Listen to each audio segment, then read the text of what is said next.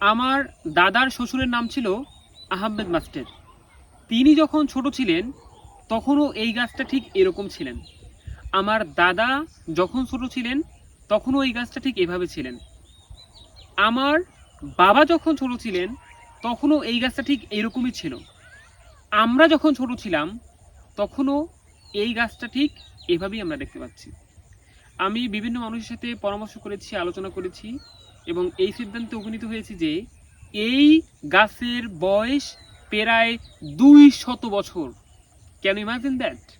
এই গাছটির নাম হচ্ছে গাউয়া গাছ। আপনি চিন্তা করেন, এই গাছের সাথে প্রকৃতির সাথে একটা অন্যরকম সম্পর্ক আছে, একটা অন্যরকম ভালোবাসার সম্পর্ক আছে এবং প্রকৃতিও একে টিকিয়ে রেখেছে যুগের পর যুগ, বছরের পর বছর। তেমনিভাবে আমরাও যদি প্রকৃতির সাথে, এই প্রকৃতির মাটির সাথে, পানির সাথে, গাছের সাথে ভালো সম্পর্ক তৈরি করতে পারি, তাহলে প্রকৃতিও আমাদেরকে টিকিয়ে রাখবে বেশ সুস্থ এবং সাবলীলভাবে।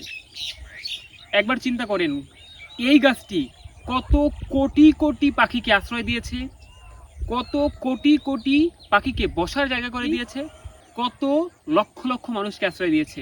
তারা যখন এই মাঠে কাজ করতে আসছে, তারা যখন ক্লান্ত হয়ে পড়ছে, তখন এই গাছের নিচে তারা আশ্রয় নিয়েছে। চিন্তা করেন, এই গাছটা আমরা যখন ছোট ছিলাম তখন থেকে ঠিক এভাবেই দেখছি এবং আমি এই হিস্ট্রি যখন ঘাটছি তখন আমার দাদার শ্বশুর যখন ছোট ছিলেন এবং তার জায়গা থেকে আমাদের যতটুকু আছে মনে আছে, তিনিও এই গাছটা ঠিক এভাবেই দেখছে। কে রোপণ করছে আমি এখনো মালিক খুঁজে পাই নাই, বা মালিক খুঁজে পাওয়া সম্ভব না, বাট নামটাও আমি এখনো খুঁজে পাই নাই।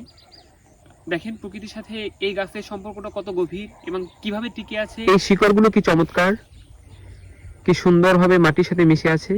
এবং গাছটি যখন আপনি দেখতে পাবেন, দেখেন মনে হচ্ছে তখন গাছটি একটু বৃদ্ধ বয়স, মানে বয়স্ক গাছ।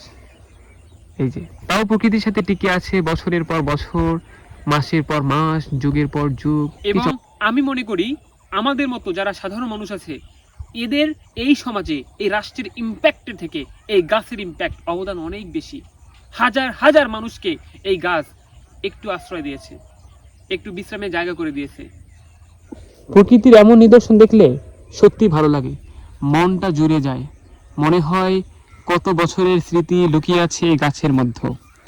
এবং এই মাঠে যারা কাজ করে তারা এই গাছে আশ্রয় গ্রহণ করেছে যুগের পর যুগ। কৃষকেরা মাঠে মুগ ডাল চাষ করেছে, দেখেন কি চমৎকার ফলন হয়েছে।